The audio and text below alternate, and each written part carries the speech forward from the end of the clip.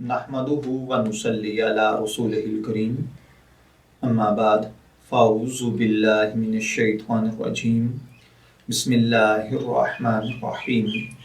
अस्सलामु अलैकुम dear viewers, आपके फेवरेट इंफॉर्मेटिव चैनल शऊर इन्फो से मैं हूं प्रोफेसर शब्बीर अहमद।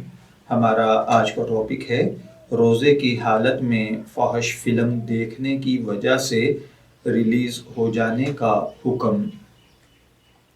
सवाल ये है कि रोज़े की हालत में अगर कोई शख्स फ़ाहिश फ़िल्म देखे और इससे डिस्चार्ज हो जाए तो क्या रोज़ा टूट जाएगा या नहीं। याद रखिए कि फ़िल्म देखना गुनाह है और फ़ाहिश फ़िल्म देखना दोहरा गुनाह है, और ये दोनों नाजायज़ काम रमज़ानुल मुबारक में रोज़े की हालत में किए हों तो और ज़्यादा गुनाह है।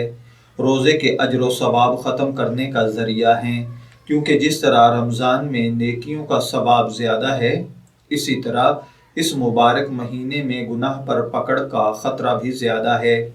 इसलिए अगर वाक़यतन किसी से मज़कूरा फ़ेल सरसद हुआ हो तो उसको सिद्क़े दिल से तौबा व इस्तग़फ़ार करना चाहिए।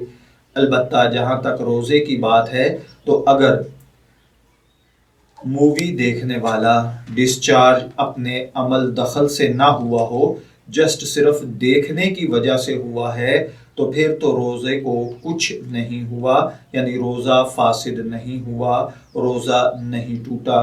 लेकिन अगर मूवी देखने के साथ उसने मुश्तज़नी शुरू कर दी थी या टेस्ट और मज़े की सूरत में उसने अपने उज़व को किसी चीज़ से रगड़ना शुरू कर दिया था, तो ऐसी सूरत में रोज़ा टूट जाएगा।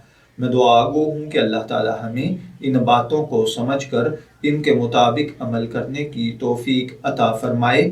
शब्बीर अहमद को इजाज़त दीजिए, फिर हाजिर होंगे किसी नए टॉपिक के साथ। तब तक के लिए अल्लाह हाफिज़।